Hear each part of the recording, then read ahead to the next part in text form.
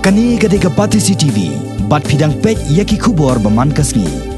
Ka akhil Bharatiya Vidyarthi Parishad ka seng jong ki khana pulie jong ri barok kawai hane kasni ka nyotrik wiayong kala pelong ya ka second state convention ha Aurobindo auditorium ha ka bawa BKD Sien u DGP berem ka Jylla ulalong Kongsan ha ka jingkran jong Kongsan ula penpau baki khana ki dei banlong ka nuksa ka babhan ka benta barok ha ka ni kasni ka akhil Bharatiya Vidyarthi Parishad kala penku buramru iki khana elek ka kickboxing bat ki wede kirang bat ki thai elek ka Jylla ki bala mi khmat ya kari ba Jylla shakaleng kiri ka perthai kum kadang ban ai men sem shu shu eki bat ban ai men sem ru eki wede ki noi elek ka jong ka Jylla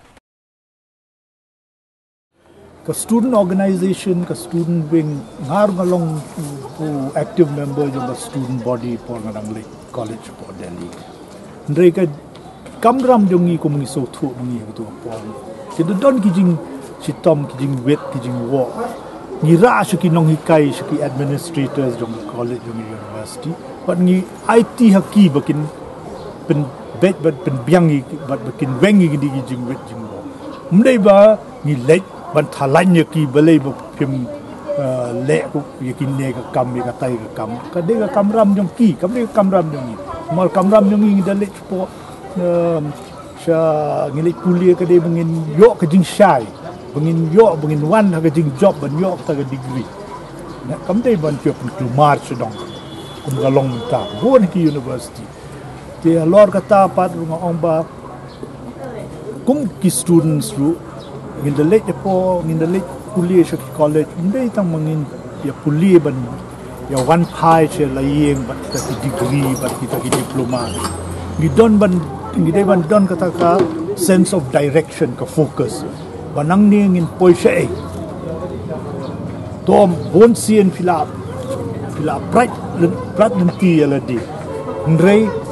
kidon ki jing wet jing wo piap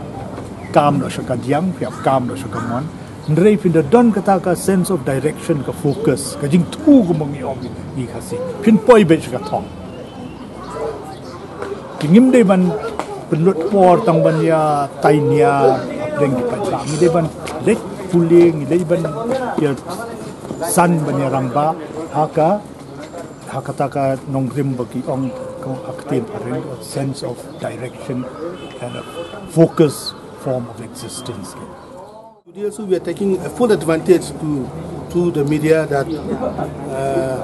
these youngsters will be representing India to Russia and Nepal in the month of May, and in the month of June, two of them will go to Italy. So, considering their cost of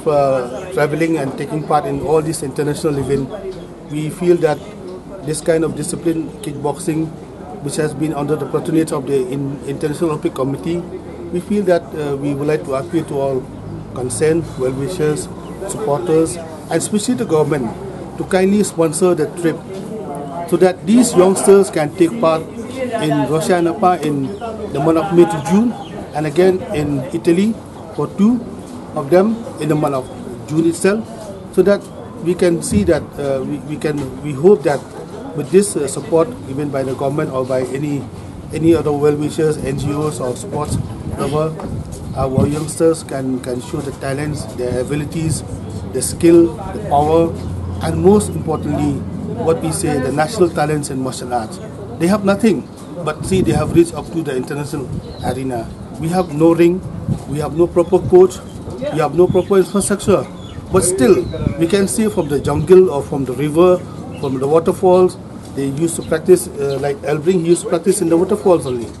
in the river only in Ribhoi area. He's just a farmer from Ribhoi area, but now he has been selected to represent India. So I hope with this, I appeal to all concerned that please come forward and help them to reach Italy, to help them to reach Nepal, Russia, and I hope with this, they will show the talent up to the national and international arena.